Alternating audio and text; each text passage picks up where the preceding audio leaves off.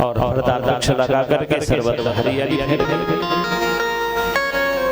ये सुनकर के हजारों ऋषि मुनि पशु पक्षी उनके आश्रम के नजदीक रहने के लिए पहुंच गए। अब महर्षि गौतम के प्रभाव से संपूर्ण तपोवन आनंदमय हो गया। अब जरा बड़ी विचित्र कथा है। मनुष्य कितना बड़ा स्वार्थी हो जाता है, कितना कपटी होता है। जब गौतम की तपस्या से वरुण देव प्रसन्न होकर के उनको दिव्य जल से परिपूर्ण गड्ढे को भर करके दे देते हैं और वरुण देव को ये जो गौतम है उस जल के द्वारा पूरे क्षेत्र में धन्य होकर के सबकी भूख प्यास मिटाने के लिए, सबकी सेवा करने के लिए फलदार वृक्ष तक लगा देते हैं। सर्वत्र हरियाली फैल जाती है, जिससे मनुष्य तो रहे दूर, पशु पक्षी भी आनंद से विहार कर रहे हैं, निवास कर रहे हैं। लेकिन ये जो ऋषि मुनि थे ना, उनकी पत्नियों ने उनको डसना शुरू कर दिया। अरे एक अपने को तुम भी तपस्वी समझते हो कि हम भी बहुत बड़े तपस्वी हैं। अरे गौतम को देखो, गौतम की तपस्या से सर्वत्र हरियाली फैली और तुम भिखारी बन करके उसके पास आए हो। एक दिन गौतम के सिर से जल भरने के लिए गए। अब देखो ना, दूसरे की चीज पर कब्जा करना। जो अन्य ऋषि मुनि थे ना, उनकी पत्नियों ने उनको जल भरने के लिए मना कर दिया कि हम यहाँ जल नहीं भर सकते, उनको जल नहीं भरने दिया। वे लौट करके अहिल्या से बोले, जो गौतम की पत्नी है, तब शांत स्वभाव अहिल्या स्वयं जलपात्र लेकर के जल भरने के लिए जाती है। ये जो दुष्टा स्त्रियां हैं, कलह करने वाली स्त्रियों ने उसे भी डांट करके वहां से भगा दिया। चुपचाप मौन होकर के वहां पर खड़ी रही एकांत में। जब सबने जल भर दिया, तब उसने जल भर करके तब वो वापस लौटी। वो जो कलह करने वाली स्त्री है, वो हर समय अपने पतियों को डसते देते थे, उनकी उलाहना करते रहते थे। और उन्होंने अपने पति के पास जाकर के अपने पतियों के पास जाकर के अहिल्या पर आरोप लगाते हुए कहा कि उसने हमसे दुर्व्यवहार किया, हमको जल नहीं भरने दिया। उस पर आरोप लगाने शुरू कर दिए, उल्टे सीधे आरोप लगा दिया। और सभी ऋषि इस बात पर गौतम से नाराज हो गए और उनके इनसे बदला लेने के लिए समय की प्रतीक्षा करने लगे। और गौतम से बदला लेने के लिए ये गणेश जी की पूजा करने लगे। जब गणेश जी की पूजा करी इन्होंने, गणेश जी ने प्रकट होकर के वर मांगने को कहा। तो ऋषि ने कहा कि यदि आप वर देना चाहते हैं तो गौतम ऋषि को इस आश्रम से बाहर निकालने का कोई कार्य संपन्न करो। गणेश जी ने उन ऋषियों को कहा कि तुम ये उचित नहीं कर रहे हो। अरे जिसने तुम्हारा उपकार किया है, तुम लोग उसी का अपकार करना चाहते हो, उसको दुख देना चाहते हो। इससे तुम लोगों का भला नहीं होगा, तुम्हारा विनाश हो जाएगा। तुम ऐसा मत करो। किंतु वो नहीं माने, मजबूर होकर के गणेश जी को उनकी कामना को पूर्ण करना पड़ा। गौतम ऋषि जी की क्यारी में बोई हुई धान को गाय बन करके गणेश जी ने खाना शुरू कर दिया। गौतम जी ने एक तृण लेकर, छोटी सी घास का तृण लेकर और गाय को हटाना चाहा, तभी गाय जमीन में गिर जाती है और मर जाती है। ये जो ये ब्राह्मण थे गुप्त रूप से वहां चारों ओर खड़े थे, और जैसे ही उन्होंने देखा कि गौतम जी के स्पर्श करने मात्र से गाय जमीन में पड़ करके मर गई है, इन्होंने हल्ला मचाना शुरू कर दिया कि गौतम ने गाय मार दी, गौतम ने गाय मार दी, गौतम गौ का हत्यारा है। और गौतम से कहा कि तुम तुरंत यहाँ से चले जाओ, तुम यहाँ रहने लायक नहीं हो, तुम्हारे दर्शन करने से हमें भी पाप लगेगा, तुम अपने परिवार के साथ में यहाँ से निकल जाओ तथा प्रायश्चित के निमित्त 3 बार पृथ्वी की परिक्रमा करो, फिर मास व्रत करो, 108 बार ब्रह्मगिरि की परिक्रमा करो तथा यहीं पर गंगा को बुला करके नित्य स्नान करो। तथा 1 करोड़ पार्थिव लिंग बना करके उनका पूजन करो। मुनि गौतम ने वही किया जिससे भगवान शंकर प्रसन्न हो जाते हैं।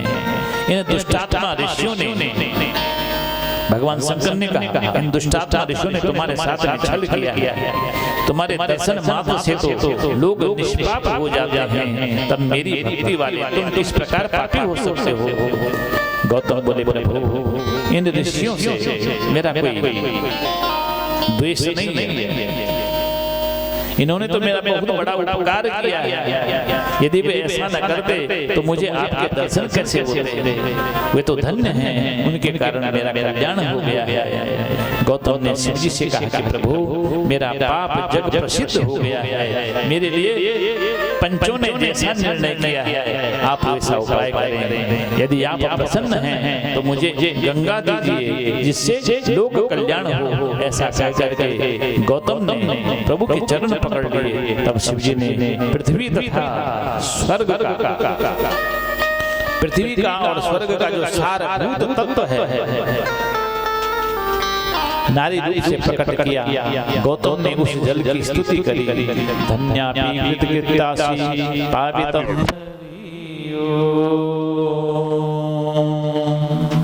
तब शिव जी की आज्ञा से तथा गौतम की प्रार्थना पर गंगा बोली, प्रभु मैं गौतम को परिवार सहित पवित्र करके अपने स्थान को चली जाऊंगी।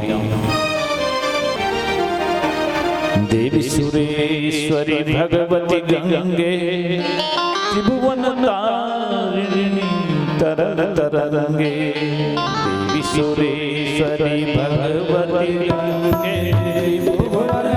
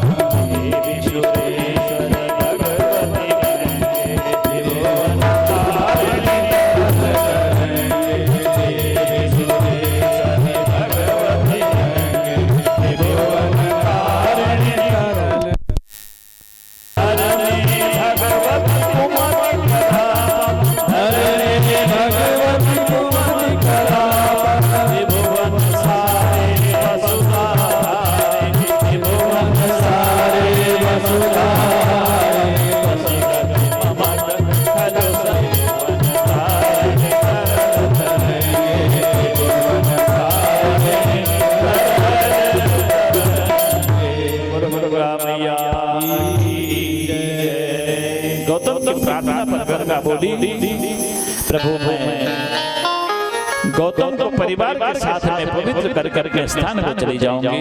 तब शिव जी ने कहा, ए गंगे तुमको लोकोपकार के लिए वैवस्वत मनु के 88वें कली, ये जो कलियुग चल रहा है, वैवस्वत मनवंतरे अष्टाविंशतितमे कलियुगे कलि प्रथम चरणे, ये वैवस्वत मनवंतर का जो 28वां जो कलियुग है, तुमको तब तक यहाँ रहना पड़ेगा। तब गंगा बोली, यदि आप पार्वती के साथ में सुंदर रूप धारण करके मेरे समीप निवास करोगे तो तभी मैं यहाँ पृथ्वी पर निवास करूंगी। शिवजी ने गंगा की बात को स्वीकार किया और इसी समय समस्त देवता ऋषि पितर अनेक सुंदर तीर्थ आकर के गौतमी गंगा तथा शिवजी की जय जयकार करते हुए गंगा ने देवताओं से कहा कि लोकोपकार के निमित्त यहाँ मैं निवास नहीं करूं। गंगा मैया ने कहा कि लोकोपकार के लिए, विश्व के कल्याण के लिए मैं यहाँ निवास नहीं कर रही हूँ, अभी तुम्हें गौतम को पवित्र करने के लिए यहाँ आई हूँ और गौतम को पवित्र करके यहाँ से चली जाऊँ और तुमको अपने से अधिक मेरा सम्मान करना पड़ेगा, तभी मैं यहाँ निवास करूंगा। तब सभी देवताओं ने हाथ जोड़ करके गंगा मैया से कहा, है गौतमी, गंगा जब बृहस्पति, अभी जब नासिक में कुंभ होता है ना, जब बृहस्पति सिंह राशि में आएंगे तब हम तुम्हारे पास आकर के निवास करेंगे और हर 12वें वर्ष में नासिक में कुंभ पर्व होगा, तब संपूर्ण वर्ष हम यहाँ निवास करके तुम्हारे जल में स्नान करेंगे। संसारी मनुष्यों के द्वारा दिए गए पापों को धो करके हम निर्मल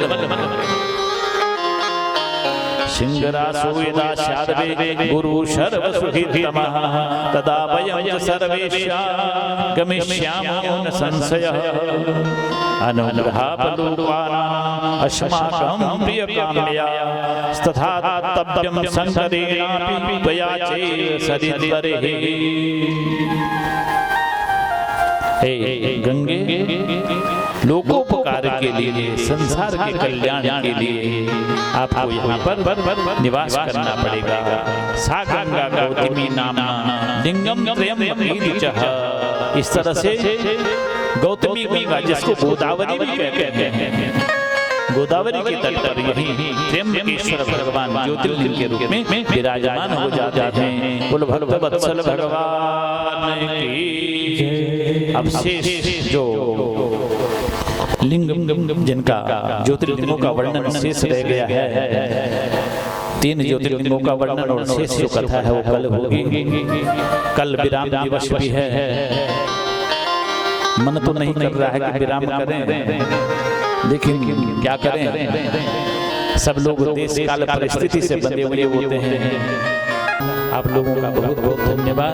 बोलो भक्तवत्सल भगवान की। आरती प्रारंभ करें।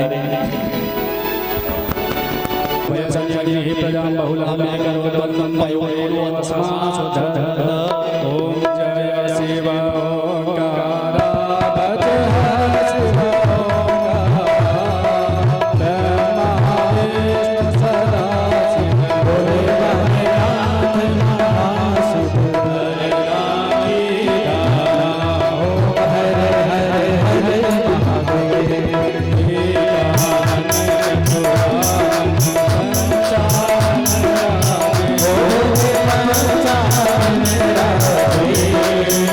Hare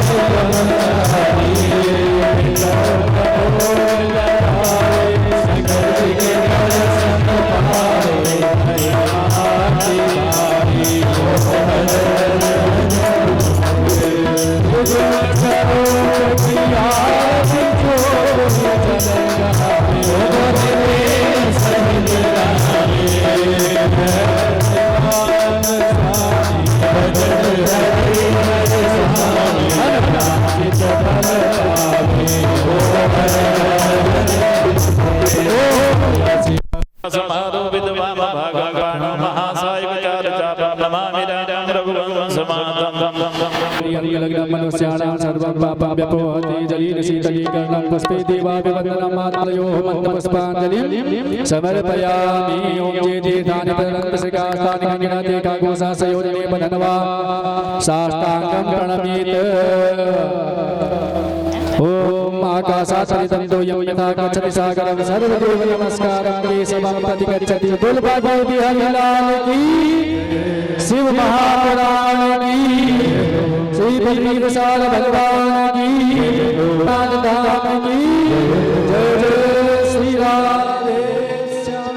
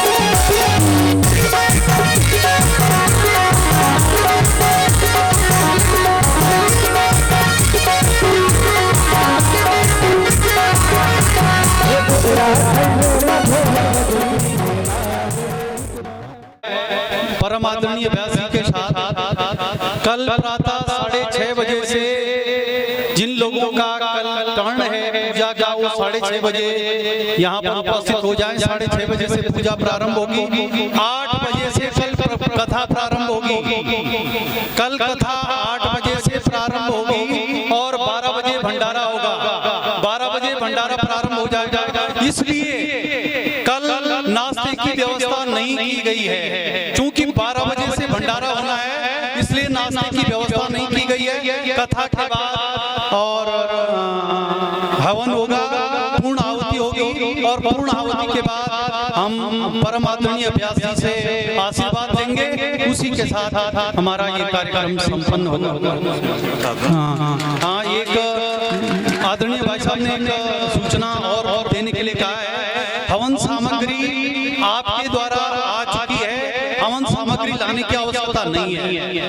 ये बहुत माताओं ने हमसे पूछा है क्या हम घर से हवन सामग्री लाएं? बिल्कुल नहीं।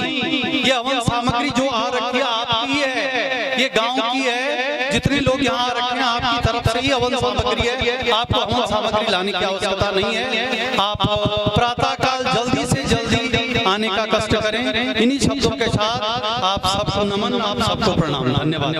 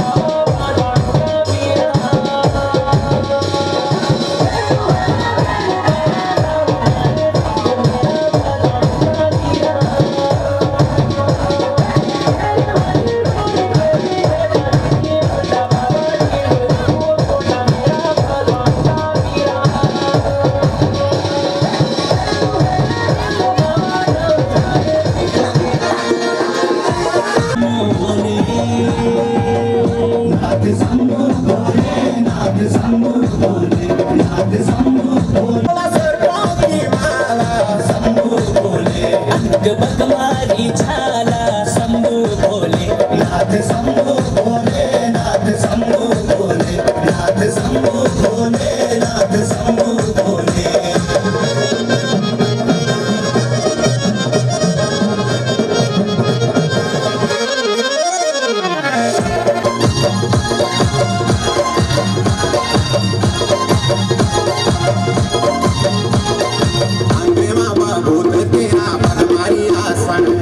संग मचलन तेरी गणु की बराते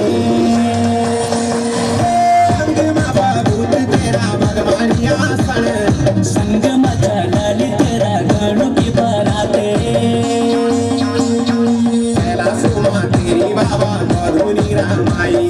लटुनु माँ तेरी बाबा गंगा जी समाई नाथ शंभू भोले नाथ शंभू भोले नाथ शंभू भोले नाथ शंभू भोले